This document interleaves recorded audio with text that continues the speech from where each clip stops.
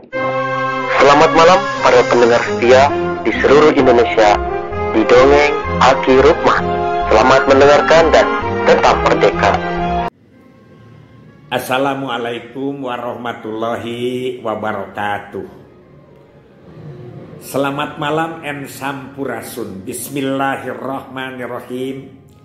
Alhamdulillahilladzi ja'alanal alimina wal muta'alimina fi maqamil ala. Asyhadu an la ilaha illallah wahdahu la syarikalah wa asyhadu anna Muhammadan abduhu wa rasuluhu alladzi la nabiyya ba'dah. Bapak, Ibu, dan kawan-kawan sekalian, alhamdulillah. Memasuki episode ketiga tentang berkembang biaknya manusia di Turki. Ini sudah ada perubahan lagi. 23 sampai ke tahun 50 itu adalah pro natalis, berkelebihan. Ya, makanya tidak boleh lebih. Jadi istilah sisiniran Sunda itu betul ya. Pamiri gamelan kawi nyumponan wirahmatari. Sagala ulah sok leuwih mata nyiksa kana diri. Ini terjadi di Turki. Pamiri gamelan kawi ya nyumponan wirahmatari. Sagala ulah sok leuwih mata nyiksa kana diri. Nah, Turki ternyata tersiksa dengan pronatalis yang berlebihan ini. Kenapa? Karena kelahiran membludak ya. Akhirnya pada tahun 50 itu sudah dievaluasi pada episode kedua ya. Tapi menentukan KB-nya ini berkepanjangan karena dari tahun 1950 baru selesai 65. Terutama Pak Bentar paham antara akademisi, pemerintah dengan dokter-dokter kandungan. Mudah-mudahan dokter kandungan Indonesia tidak begitu.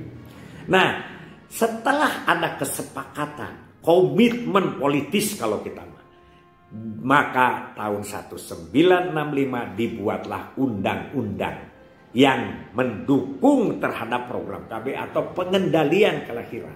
Di sini rubahnya menjadi anti natalis. Ingat 3 periode.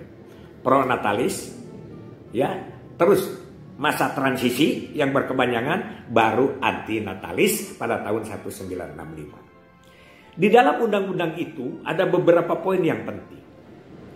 Yang pertama adalah anak jumlahnya ditentukan oleh keluarga masing-masing. Jadi tidak ada kampanye 2 anak cukup, tidak ada, atau 2 anak lebih baik, tidak ada. Tapi silakan ditentukan jumlah anak itu oleh keluarga masing-masing. Tapi di situ sudah mulai boleh pakai kontrasepsi. Jadi dari melarang kontrasepsi balik menjadi boleh memakai kontrasepsi. Kan di pronatalis itu dia sampai melarang impor, melarang kampanye kontrasepsi tidak boleh. Sekarang boleh. Dan boleh menggugurkan kandungan. Nah, di situ itu perubahan yang cukup signifikan, berbalik 180 derajat, ya. Kedua, dia melatih petugas-petugas. Minimal ada 200 dokter yang dilatih untuk melayani pelayanan KB di wilayah-wilayah, di rumah sakit. 200 juga.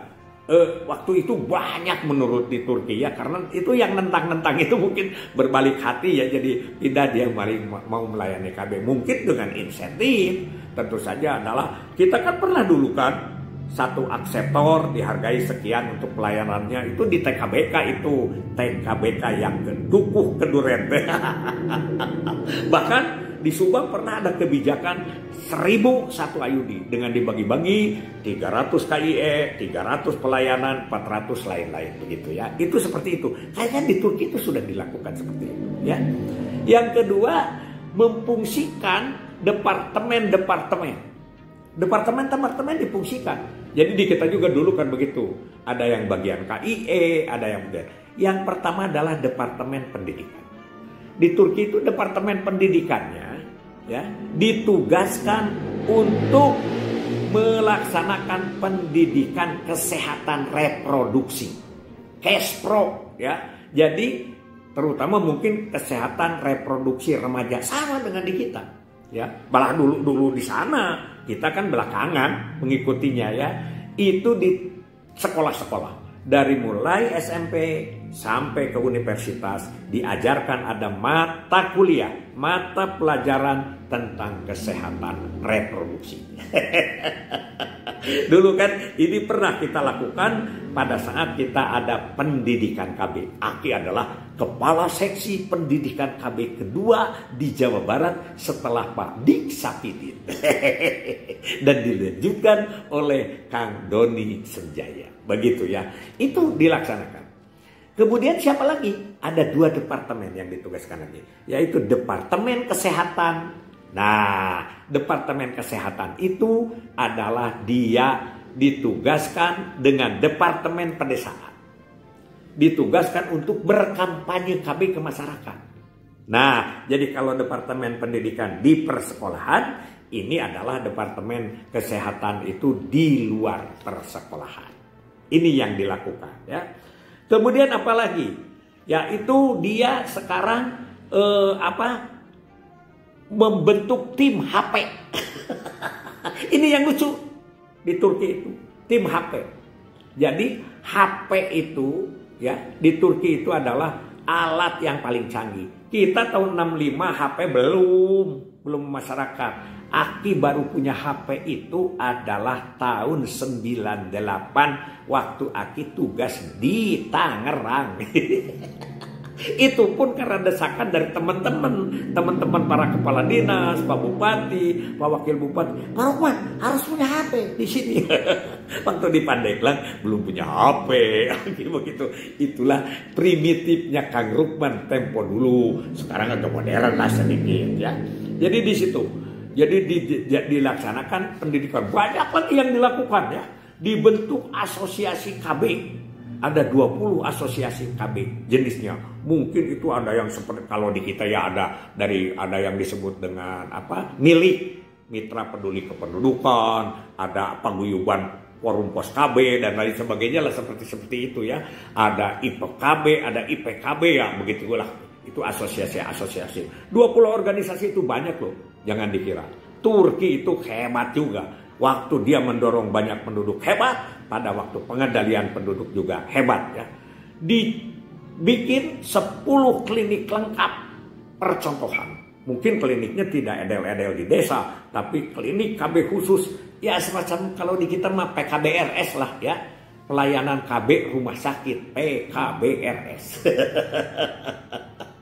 Di situ setelah dievaluasi dari KIE, ternyata mayoritas yang masuk KB ditanya di penelitian, dari mana Anda tahu bahwa ikut KB? Jawabannya dari handphone. Jadi lebih dari 50% akseptor KB di Turki itu adalah hasil penerangan melalui handphone. Ayo kita ikuti seperti itu. Handphonenya sekarang sudah banyak. Jangan sampai handphone kita sudah ada ya. Kunjungan rumah sudah sering ditinggalkan, tapi tidak efektif. Ya, mungkin tidak kontrasepsi yang kita sampaikan tentang pembangunan keluarga. Kita itu di HP ceritalah, ya, bahwa sperma yang disemprotkan malam ini itu adalah diproduksi sekian bulan yang lalu. Seperti itu pengetahuan belum banyak. Kita ceritakan bagaimana hukum kawin. Bagaimana hukum punya anak. Yang begitu-begitu itu belum memasyarakat. Jadi jangan kita berpuas diri bahwa kita itu sudah selesai. Belum. RT RW belum tahu tuh yang namanya 8 fungsi keluarga. Ayo. Ya, banyak ibu-ibu belum tahu tentang 7 aspek perkembangan anak. KKA belum efektif. Kemarin Aki cerita dengan teman-teman Aki di Subang. Insya Allah ini akan berseri ya. Itu yang kita kan. Demikianlah cerita tentang Turki. Tapi menjadi cermin buat kita sekarang. Turki adalah lebih jauh 5 tahun dari kita. KB-nya 65 Turki, kita 70 ya. Tapi Turki cepat hasilnya. Apa yang terjadi? Maka di Turki itu adalah bagus tentang CU perpusnya sudah 71%. Rasanya kita belum pernah 71% yang secara nasional yang kemudian efektif lama, ya. Itu. Dan penduduk Turki juga tidak begitu melonjak banyak sehingga 70 juta itu tahun berapa ya? Kayak membaca lupa itu menduduki 770.000 kilometer persegi. Sehingga kepadatan penduduknya masih terkendali di sana. Mudah-mudahan Turki, seluruh dunia, termasuk kita Indonesia dalam pengendalian penduduk untuk kesejahteraan, untuk kesehatan, untuk kemakmuran, untuk pengawalan beragama bisa dilaksanakan dengan sebaik-baiknya. Digelar semakin gebiar, ke bawah makin mengakar, keluar makin menyebar, di mana-mana semakin berkibar. Hasbunallahu wa ni'mal wakil, ni'mal maula wa ni'man nasir. Wassalamualaikum warahmatullahi wabarakatuh.